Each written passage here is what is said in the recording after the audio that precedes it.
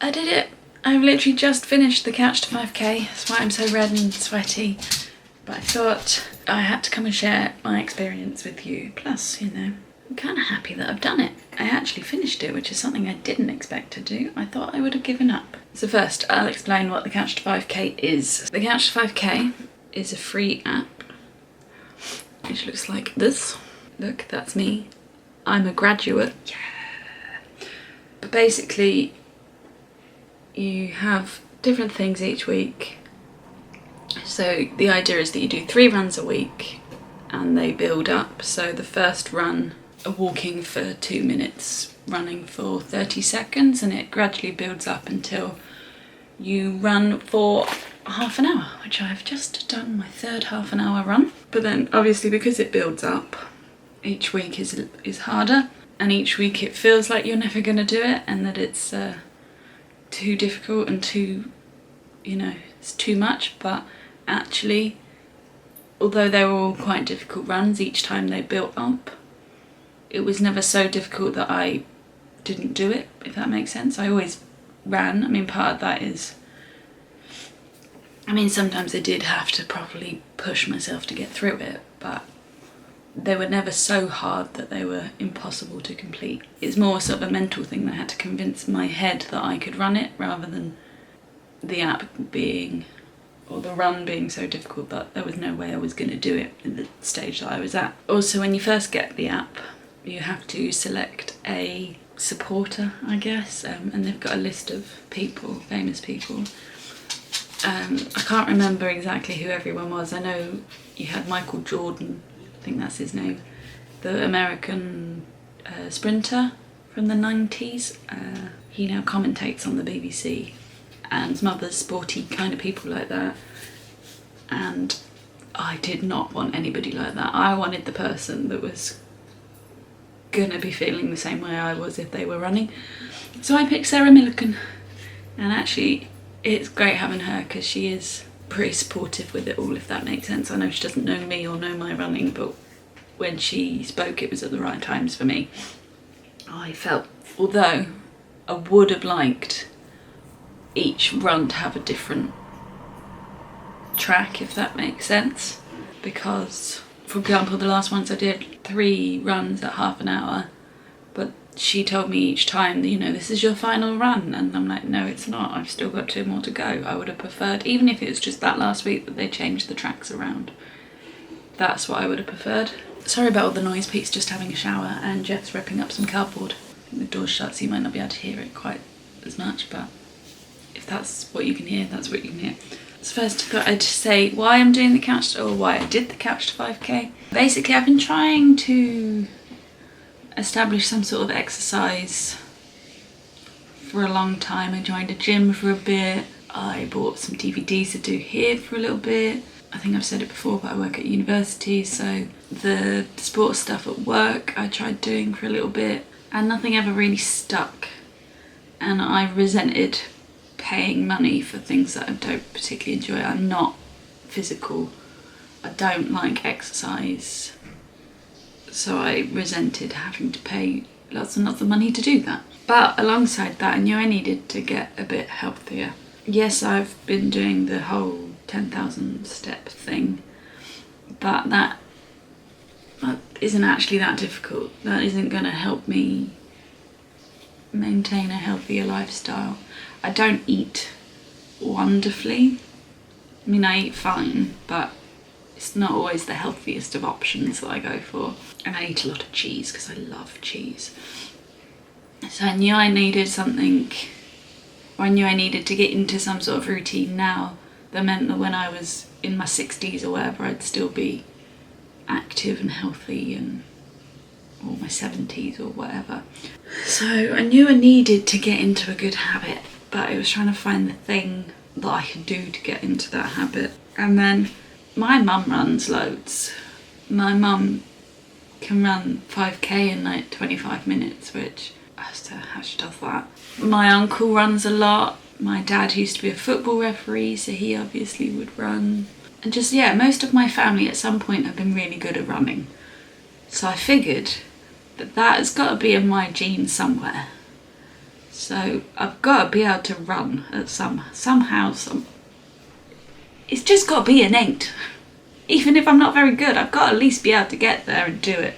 And I have some legs, it shouldn't be that difficult to do. So the reason I went with the Couch to 5k is because I saw a few people on YouTube videos mention it and stuff. So I downloaded the app, had a quick look through and thought actually that might be doable. It's free, that was a big thing. I've got a park over the back of my house so I can run around that. And yeah, it felt like the right time, I guess. I felt like I was in a position where I could do it and I felt comfortable doing it.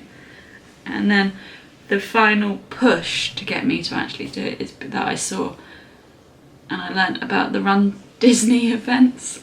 Sounds really sad, it's a reason to start running.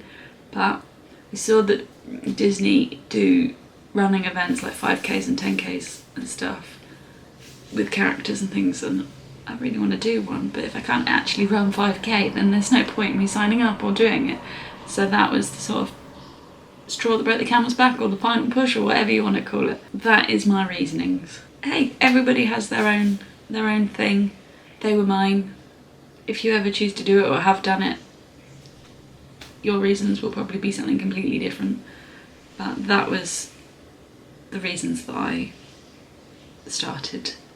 And if I'm fully honest, I started it expecting to give up after like 3 weeks, but I didn't. That I'm impressed with. I normally do give up on these kind of sporting challenges that I set myself. So I've explained why I want to do it and what it is, and now that I've finished, it's probably best that I explain how I found it. And in all honesty, I've not found it easy. I'm not gonna lie or anything like that to you about it, but I found it hard. I was a complete non-runner. The longest I've run is for a bus recently, and then I was completely out of breath. It's not, running is not my thing. I've never thought I could be a runner or anything like that. There were so many times during this period that I have wanted to stop. I mean, even today, my calf muscles started to hurt and I thought, oh, I'll stop now, but no. Determination, and I got through it. I think the reason why I stuck to it and why it worked well for me is because it was a build-up. It wasn't just how I've tried before when I've tried to run, just go out and run. There was stages to it, and if I wasn't comfortable moving up, I could go back, do another extra run of one of the weeks before moving to the next stage. For example, when we went to Gran Canaria, that was sort of like between week 3 and 4 or something like that. So I went back and did another week 3 run before moving on to week 4 because I'd had that gap. And I think that worked really, really well for me personally. But one thing I do want to mention is it's called the Couch to 5k, but I've not actually reached 5k and I've finished the plan. So the last run I did today is the furthest I've run, and that was 4.18k. So I'm still a little bit off. I'm still probably about 5 minutes off 5k, maybe a little bit more, maybe like 6 minutes off 5k. But the idea of the plan is that you get from doing absolutely nothing and then running for half an hour. But Couch to running for half an hour isn't a very catchy name, so they've called it Couch to 5k.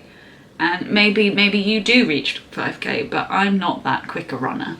My average pace is about 7 minutes and 20 seconds. So for me to get to 5k, it's going to take longer than 5 minutes. 5 minutes? That doesn't make sense. It's going to take longer than 30 minutes.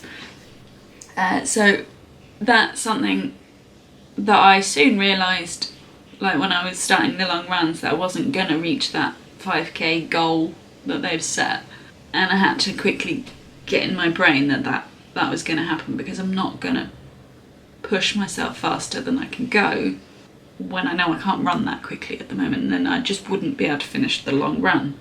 So keep that in mind. If you do the Couch to 5k, bear that in mind, that you might not actually reach 5k. It's just something to bear in mind, and something that, I don't know, I guess I didn't realise when I started it. I'm just amazed that I can run for half an hour, so that's enough of a you know, reward for me. But if 5k is something that you're desperately reaching, then either you're going to have to push yourself harder than I have maybe and go quicker, or I don't know, just bear it in mind that you might not. I also found that, sorry, sweaty, dribbling. I've also found that in these longer runs, the half an hours, the 28 minutes, that kind of thing, I find myself looking at the time more often on the app. So opening my phone and checking the time. And that's probably not helpful. That probably makes me more tired, but I can't help it. It's a habit that I've got to try and get out of. It hasn't worked yet. I was better today actually. I didn't look quite as often until the last like 5 minutes where I was getting really tired and just wanted it to end. That's one thing that if I could go back, I'd try not to get into that habit, but it's where we are. When I started this, I actually kept it quiet that I had started it. Obviously I told Pete that I was planning on doing the Couch to 5k, although it took me a little while to decide to do that. I was going to keep it from him and just occasionally leave and then come back half an hour later, but I thought that probably wouldn't work, so I told him that was my plan, so that we could plan our meals and things around this as well. But people like my mum, as I've mentioned, who is a very good runner, I did keep it from her for a few weeks, just because, as I said, I wasn't convinced that I was going to finish it. And I didn't want her to, I guess, be disappointed that I didn't finish it. I think, or I hope, that she's happy that I've done this. So by not telling her to begin with, it did give me that out, I guess. Because once I told people I was doing it, then I had to do it, I had to finish it. And I didn't know what my body was going to be like. I've never run, I've told you that. So I didn't know if I was going to manage it or this, that and the other, so I did keep it quiet for the first few weeks. I mean, again, it's not something, it's something to bear in mind, I guess, if you choose to do it. You might find that if you tell people, then that's more of an incentive, because, as I said, they know, so you have to do it. Sorry, my voice is a bit because of all of the, I basically came in and then started talking to you and haven't really spoken to anyone yet today. That's why I kept it quiet. Coming on from this, I thought I'd give you my tips. Again, these are probably completely personal to me, but if this has inspired anyone to do the Couch to 5k, or you're in the middle of it, or I don't know, they might be helpful, they may not be, I don't know. So, as I said, the app encourages you to do 3 runs a week, but you're supposed to have a break in between each run. Now I didn't do that, which is why I think I started it at the beginning of June and it's now the end of September and I've only just finished it. So I would run on a Tuesday evening after work, and then I would run on a Sunday morning, and that's because I also could go swimming at the local pool for free because of work. So I used to do that on a Thursday because that's the day that I could do that. So I was doing an exercise 3 times a week, but not the run. So I don't personally think it matters if you do it 3 times a week or not. That's probably completely against everything that the app is telling you and what they're trying to get across. If you can do it 3 times a week and you're not doing anything else, then by all means do it 3 times a week. But if you are doing something else, I thought 2 times is fine. And just as long as you actually stick to it and you do it regularly, you don't do 2 runs and then wait for 3 weeks and do 2 runs. And as long as you're doing it every week, I don't think it matters that much to do it 3 times a week. And 3 times a week just didn't fit into my schedule, basically. So I only did it twice and I finished it, so that can't have been that bad. Routine is key. Pick your days that you're going to run and try and stick to them. I always knew that I wanted a morning run on the weekend, normally a Sunday, because if we're going to do something it tends to be on a Saturday, and after a week at work I just want to sleep on a Saturday morning. So mine tend to be on a Sunday, but if I know that we're doing something or like going away or whatever, I will do it on a Saturday morning. So I always try and do it on a weekend morning, and then I find that I don't want to do it, well, I can't do it on a Monday because I will have done it on a Sunday. I don't want to do it on a Friday because it's a Friday, so that leaves Tuesday, Wednesday, Thursday, and if I'm supposed to have a gap in between, that left Tuesday and Thursday for me, if I was going to do 3 runs. But as I say, normally I did Tuesdays because I could swim on a Thursday.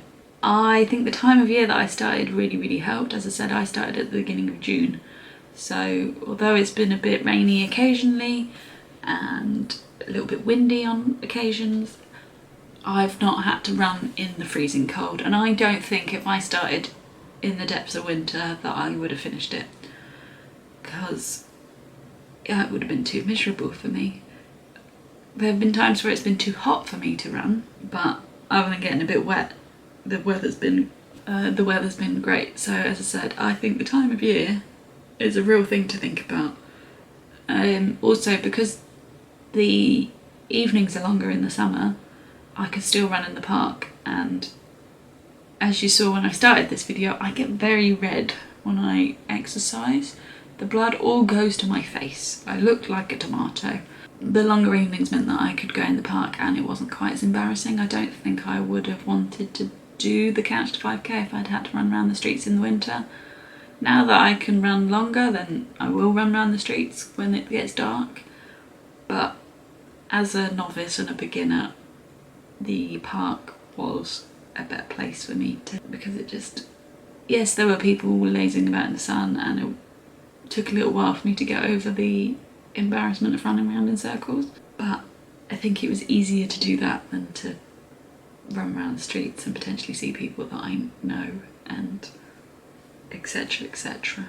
Just beware that no one's really watching you. There's not really any point to be embarrassed because no one cares. Everyone's just doing their own thing. As long as you don't like sweat all over them, I guess I don't care. My other tip is to find the thing that works for you. I tried a few things to listen to during this process at the beginning. So I tried listening to music, but I found that I ran at the pace of the music. So if it was slow, I ran really slow. If it was quick, I ran too quick. And it didn't really work for me. I tried watching YouTube, but that made me feel a bit sick running around trying to hold the screen. So in the end, I've been using podcasts, and that works so well for me. It gives me something to think about and something to focus on that isn't the running and feeling tired and in pain. My personal favourite is Chris and Rosie Ramsey's podcast, Shagged, Married, Annoyed, because it makes me laugh. It does come with a parental guidance, just forewarning. That's my biggest tip, is to find the thing that works for you. Some people might find that nothing is best and they just want to pound the streets with silence, but no, I needed something. And also, normally I wear headphones, like over the head ones, but I found that I just got way too hot and overheated wearing those. So I now have, oh, they're all tangled. I now have these, so they just clip over my ear and tend not to fall out like the iPod ones do, or the in-ears do, so they work best for me. So that's all the kind of thing that is worth thinking about when you start trying to get that done on the shorter runs and things, to work that out. When I reached the solid runs, the longer ones, so I think that's about week 6, so it's a 9-week thing, so I think about week 6 you reach the long runs without the walks in them, and that's when I decided to download a running app to track my distance, just to see, you know, whether I was going to make the 5k or whatever. So the one I went for is the Nike Run Club. That's just because I've used it before. There are plenty of others. It's pretty easy. There's a quick start. You just press start and it goes, and then that will tell you your pace as well. So this is today's run. Obviously you see I just run around in circles. It gives you your average pace, how long you ran for, and calories and stuff, and then you can see your splits and things as well. And I actually found that's helped me quite a lot. It's quite nice knowing how far I'm going and things like that, and if I'm like my pace. So I've noticed that my first kilometre is slower and then I've been getting faster over the last couple of runs, which is kind of cool. I wouldn't bother doing it in the walking, the weeks where you've got a split of running and walking. Just focus on the running at that point. And also I try and start it when I start running and stop it when I stop running, rather than, because you have a 5-minute walk either side, and I try not to include that in it either. My last tip is start it if you're in that right mindset. As I said, I've tried to do lots of different exercise, but I don't think I've ever been in the right mindset to do it, whereas it was this time. My main reason for doing this is to try and get myself into a routine that will last throughout, so that I can be healthy. There was nothing in this about weight loss, which is why I wanted to do exercise before, because I've been a little bit unhappy with it. I've not been massively fat or anything, but I've been a little bit upset or uncomfortable with the size of my stomach. That's why I'd done some of the other stuff, and then obviously when I haven't noticed any difference, I got disheartened and stopped, basically. Whereas this time, weight loss was nothing to do with the reason why I wanted to do this, and I think that is my biggest tip. I mean, for some people, weight loss will be the main driver, and that's fine, but for me, I've found that when that has been, and I haven't noticed anything happen, I get upset, or I just give up, basically. So for that not to be it this time is probably why I've actually stuck to it and that kind of thing. And actually I have lost weight as a happy accident as part of it, which is a lovely byproduct, but not the reason why I've done it. I mean, I don't weigh myself or anything, it's just clothes and feeling better and looking better. And lastly, because I've been talking for ages, I thought I'd tell you what my plans are now that I've completed the app. I don't want to have completed the app and then just stop, basically. So I want to continue, now that it's getting cold and I can't go swimming anymore. I would like to do it 3 times a week, so that would be, at the moment it's only been twice a week that I'm managing it, because September, October is a very busy time in a university, so by the time I get to Thursday I'm pretty tired and there is no way I'm going to run. But that's my hope, is that I do carry on minimum twice a week, but hopefully 3 times. I also want to get to 5k, so now that I've finished the app, my next run, I'm going to run for 5k, so I'll use the Nike Run app, because that will tell me each time I've done 1k, so that will tell me when I've reached 5k and when I can stop, essentially. So it will work the same way as Sarah Millican has when she's told me you've got 10 minutes left, but this time it will tell me I've done 1k in this, so you've done 2k, you've done 3k, etc, etc. And then when I have the robotic voice telling me that I've reached 5k, it means that I can stop my run. I guess I'll just try and get my time better and try and get quicker at doing 5k.